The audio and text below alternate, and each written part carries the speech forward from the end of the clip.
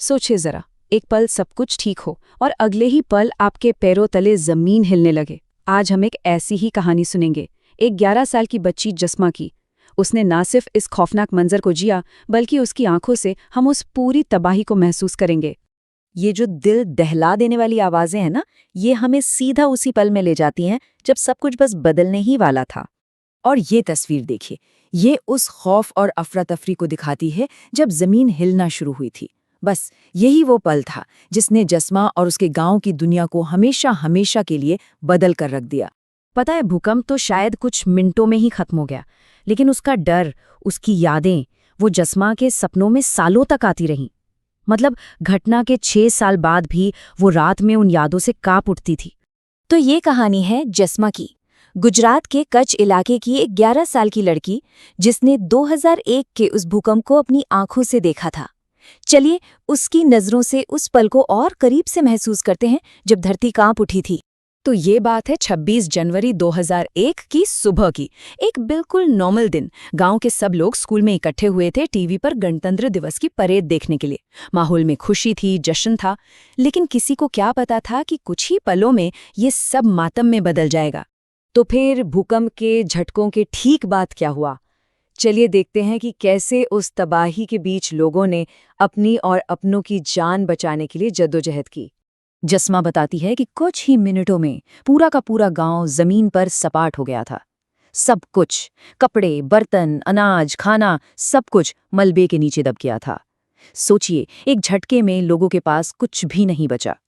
चारों तरफ सिर्फ मलबा ही मलबा था और लोगों की चीखें।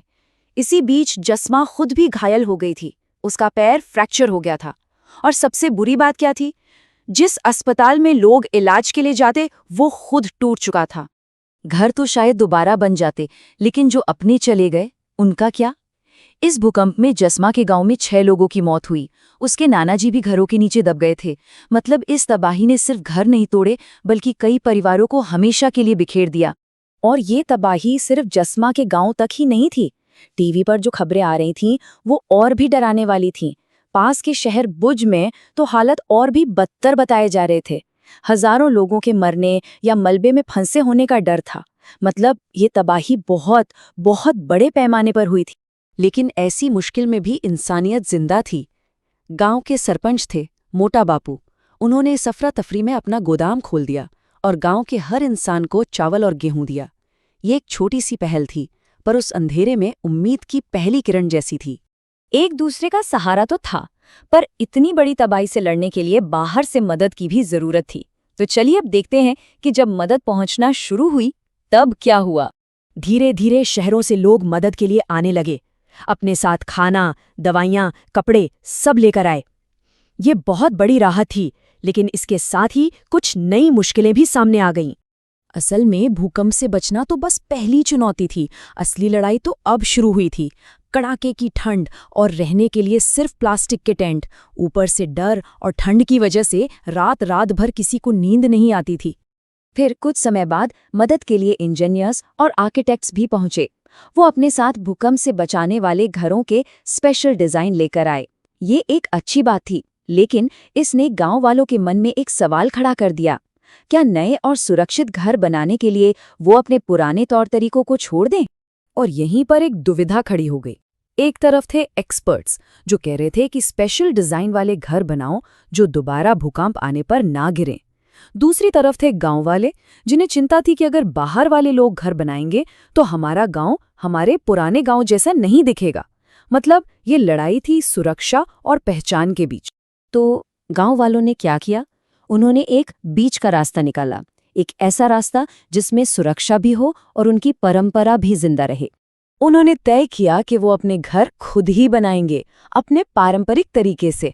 मतलब तालाब से मिट्टी लाना, उसमें गोबर मिलाना, फिर उससे दीवारें खड़ी करना और फिर उन दीवारों को सुंदर डिजाइन्स और शीशों से सजाना। हाँ, उन्होंने इंजीनियर्स के कुछ सुझावों को भी इसमें शामिल कर लिया। तो ये था ट्रेडिशन और टेक्नोलॉजी का एक बेहतरीन मेल। और ये देखिए, पूरा का पूरा गांव एक साथ मिलकर अपने घरों को फिर से बना रहा था। इस काम में मदद करने वाले ग्रुप्स ने नया स्कूल बनाने की जिम्मेदारी ले ली। ये तस्वीर उस उम्मीद और एकता की है जिसने गांव में फिर से जान डाल दी। जस्मा कहती है, अब हमारा घर अंधेरी रात में हीरे की तरह चमकता है। ये लाइन सिर्फ एक घर के बारे में नहीं है, ये उस गर्व को दिखाती है जो अपने हाथों से अपना भविष्य बनाने पर महसूस होता है। वो घर उनकी हिम्मत की एक चमकती हुए निशानी बन गया था। तो इस पूरे अनुभव ने गांव वालों को सिर्फ नए घर ही नहीं दिए, बल्कि भविष्य के लिए कुछ बहुत जरूरी सबक भी सिखाए। अब सबसे बड़ा सवाल था, भूकंप आने पर क्या करना चाहिए। गांव वालों ने जो भी सीखा था वो अब अपने बच्चों को सिखा रहे थे।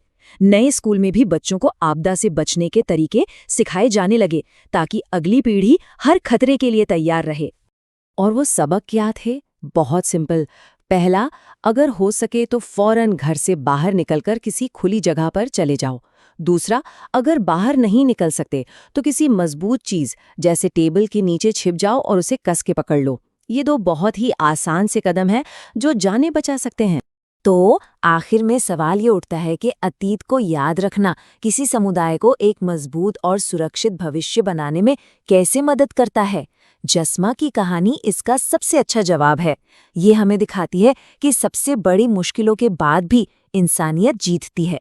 ये हमें सिखाती है कि जब एक समुदाय एक साथ खड़ा होता है, अपनी परंपराओं का सम्मान करता है और अपने अतीत से सीखता है, तो वो किसी भी आपदा से लड़ सकता है और पहले से ज्यादा मजबूत होकर उभरता है।